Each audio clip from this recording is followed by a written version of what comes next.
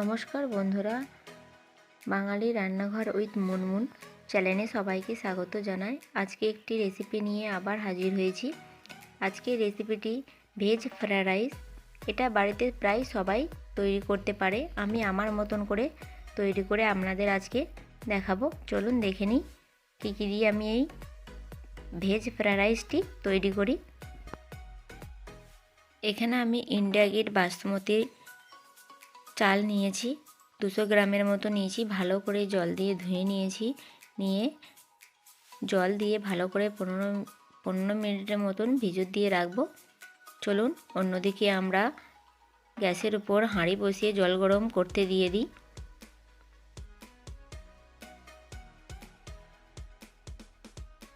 এখানে গ্যাসের উপরে হাঁড়ি বসিয়ে দিলাম। জল দিয়ে পরপর দুটো তেজপাতা, গোলমরিচ, এলাচ, লবঙ্গ, দারচিনি সব দিয়ে দিলাম। আমি এখানে তেজপাতাগুলোকে মাঝ বরাবর কেটে দিইনি, আপনারা কেটে দেবেন। এগুলোকে ভালো করে জলের মধ্যে ফুটে আসলে এতে 1 চামচ লবণ ও 1 চামচ চিনি ব্যবহার করেছি। এগুলো সব ভালো করে দিয়ে একবার নাড়িয়ে নিয়ে যতক্ষণ না এটা ফুটে আসবে আমরা চালগুলো এর মধ্যে দেবো না।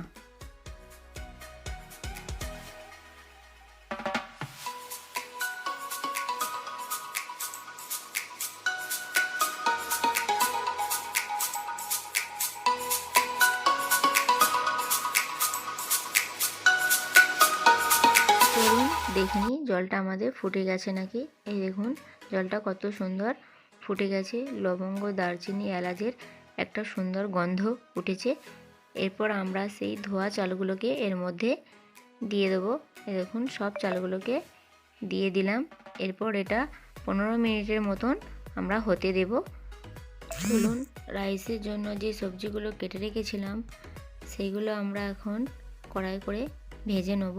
ততক্ষণকেই চালটা হাঁড়ির মধ্যে হতে থাক।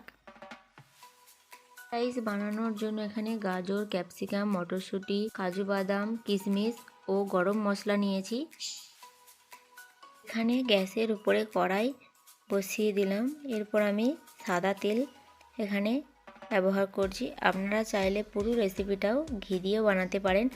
আমি এখানে সাদা তেল দিলাম ও 1 চামচ ঘি ব্যবহার করলাম। এটাকে একটা খুন্তির সাহায্যে ভালো করে মেল্ট করে নেব। এরপর তেলটা হালকা গরম হয়ে গেলে আবারও ওর মধ্যে তেজপাতা, লবঙ্গ, এলাচ, দারচিনি, গোলমরিচ অল্প পরিমাণ মতন দিয়ে ভালো করে নাড়াচাড়া করে নেব। পর কেটে রাখা সবজিগুলো এখানে দিয়ে দেবো। প্রথমে গাজরগুলো দিয়ে দিলাম, এরপর ক্যাপসিকাম কুচিগুলো দিয়ে দিলাম। দিয়ে এগুলোকে হালকা করে ভেজে নেব। মিডিয়াম টু হাই ফ্লেমে গ্যাসটা আমি এখানে রেখে এগুলো সবজিগুলোকে প্রথমে হালকা করে ভেজে নিলাম। আপনারা চাইলে এখানে আরও সবজি অ্যাড করতে পারেন। আমি এখানে 3টে সবজি অ্যাড করেছি। এই দেখুন হালকা ভাজা হয়ে গেছে। আমি এখানে 1/2 চামচের মতন লবণ ব্যবহার করেছি। দিয়ে ভালো করে আরেকবার নেড়ে নেওয়ার পর মটরশুঁটিগুলো এর মধ্যে দিয়ে দিলাম। মটরশুঁটিগুলোকেও হালকা খানিকক্ষণ এভাবেই খানিকক্ষণ ভেজে নেব। আমার চ্যানেলটিকে সাবস্ক্রাইব, লাইক, কমেন্ট, শেয়ার করতে ভুলবেন না। দেখুন সবজিগুলো আমি হালকা করে ভেজে নিয়েছি। এরপর আমি ধুয়ে রাখা কাজু ও কিশমিশগুলো এর মধ্যে দিয়ে দিলাম। এগুলোকেও হালকা করে ভেজে নেব।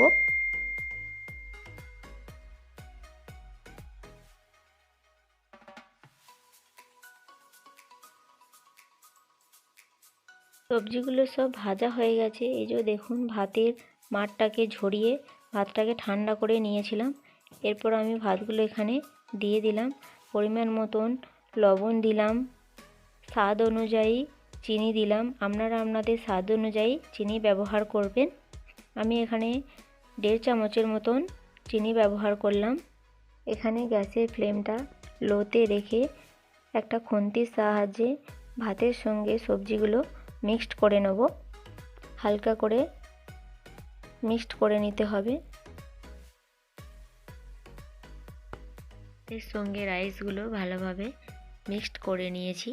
নামানোর আগে 2 চামচ ঘি দিয়ে ভালো করে আরেকবার নাড়ি চাড়িয়ে নিয়ে নামিয়ে নিলেই তৈরি হয়ে যাবে। দেখুন আমার ভেজ রাইস তৈরি হয়ে গেছে, কত সুন্দর দেখতে হয়েছে। আপনারাও বাড়িতে ট্রাই করে দেখবেন, কেমন হয়েছে আমাকে কমেন্ট করে জানাবেন।